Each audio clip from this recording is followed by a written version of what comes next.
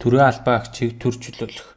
Төрийн албаа агчийг төр чөлөөлөхдөө төр чөлөөлөх шийдвэрийг эхлээд оруулж өгнө. Төр чөлөөлөх шийдвэрийг оруулахдаа шинээр бүртгэгдэх товчийг даран шийдвэрийн төрөл, за шийдвэрийн дугаар, шийдвэрийн нэр,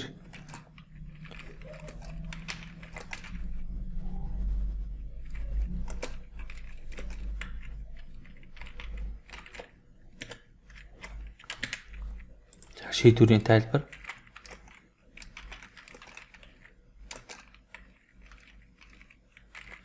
за шийдвэрийнх нь огноо, за мөн ирэмбийг нь оруулж өгнө. За ингэж хадгалснаар за одоо төрийн албаа агч руу орон төр чөлөөлөх хүнийг сонгоод ажлаас төр чөлөөлөх гэснийг сонгон зайны шийдвэрийг сонгож өгөх байгаа. За одоо байгаа ажлын мэдээлэл харагдаж байна. За төр чөлөөлөх огноо, за мөн дуусах огноог нь оруулж өгнө. Чөлөөлтийн хугацаанд цалин бодох хэсгийг сонгож өгнө. За тэгээ хадгалах үйлдэлийн шалтгаан оруулаг байна. За тэгээд хадгалах төвч тарна.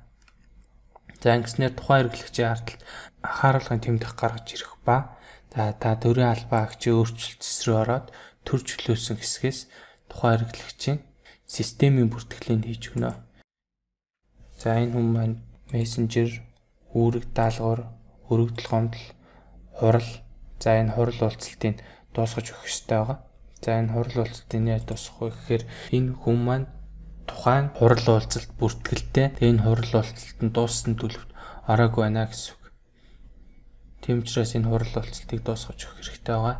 Тэгээд буцаж гараад хурал гэсэн зэс рүү ороод гээд дуусгах төвч тараад за энэ хурал дууссан.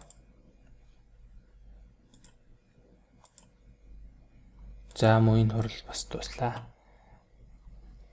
За төрийн албаа агч өөрчлөлтс рүү орон төр чөлөөлсөн зайны эрхлэгчээ сонгоод системийн бүртгэлийн дараа хурал дээр ирэхээр одоо энэ эрхлэгч маань хурлан дууссан учраас хурал уулзалт байхгүй гэсэн учраас цааш явж болно гэсэн үг.